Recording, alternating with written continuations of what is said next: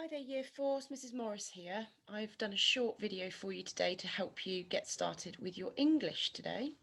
We hope you're enjoying the topic of Narnia, and we've changed it a little bit this week to get you thinking about your own portal stories, about what you might find behind a door in your stories.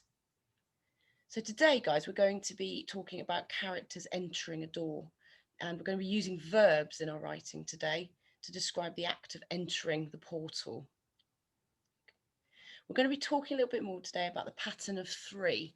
We'll get to that in a second, but I just wanted to read this extract to you about a mysterious door. Now, this extract is on the task as well, and there is also a sound recording. So if you prefer to listen again to either my video or the other sound recording, then please feel free later on. So this is an extract from The Snow Walker's Son by Catherine Fisher.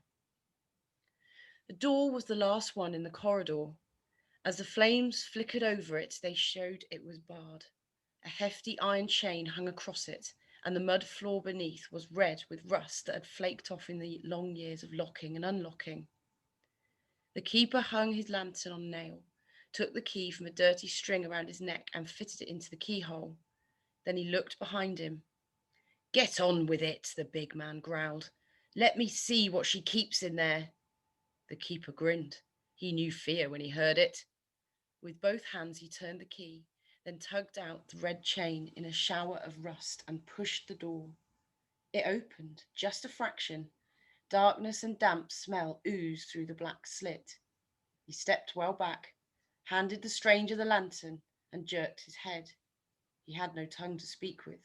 She'd made sure he kept her secrets. The stranger hesitated. A draught moved his hair, and he gazed up the stone passageway as if he longed suddenly for warmth and light. And from what I've heard, the keeper thought, you won't be seeing much of those ever again. Then the man held up the lantern and pushed the door. The keeper watched his face intently in the red glow, and his great hand as it clutched a luckstone that swung at his neck. The man went in slowly, and the door closed. So as I say today, Year 4, we're going to be looking at pattern of three. Now, pattern of three can be used for lots of different types of writing. Particularly, you might find pattern of three in persuasive writing, and you can use all kinds of words. But we're going to be focusing on verbs today, doing words or action words, to make our writing more efficient and to add rhythm to your writing as well. Keep a lookout when you're doing other types of reading that to see if you can see the pattern of three anywhere else.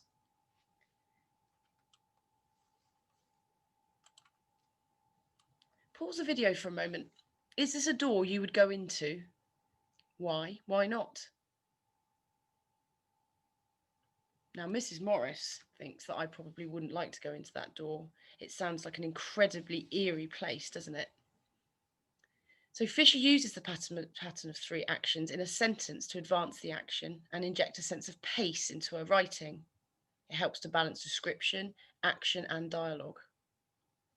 So I've got three sentences here which I've taken from that extract, and you'll see in bold the verbs or the action or doing words.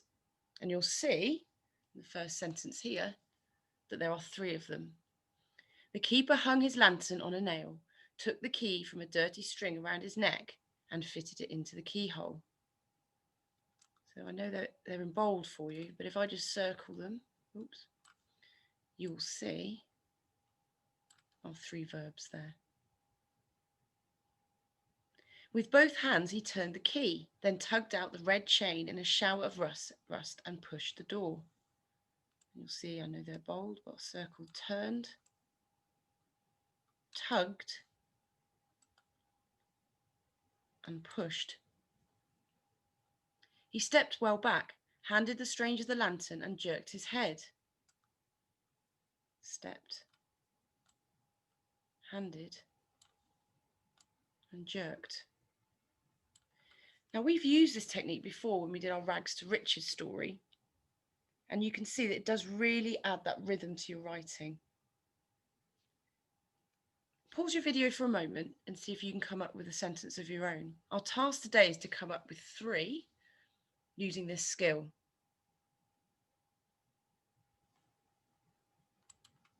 Now, Mrs. Morris has done a couple of example sentences here. I'm sure you can do better than this.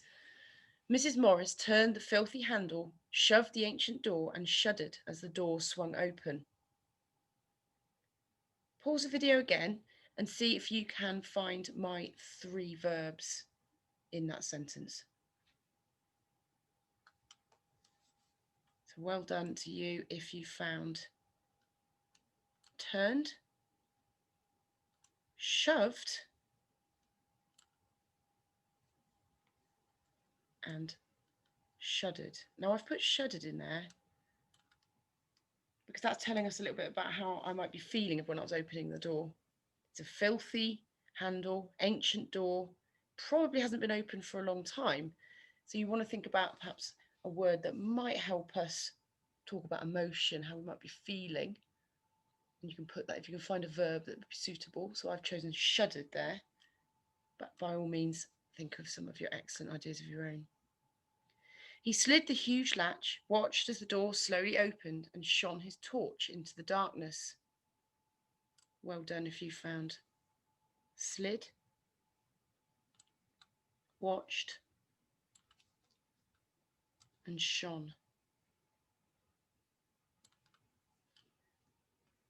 So as I said, Year 4, your task today is to come up with 3 really good sentences using this pattern of 3, making sure that you're putting verbs in that are appropriate to the sentence, and making sure as well that you are thinking about how the character might be feeling.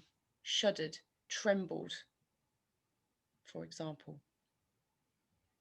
So 3 sentences of your character, or you, if you are the main character in your story, opening your portal door. Send us what you do and hope you have fun, but please feel free to magpie any ideas from the slides today.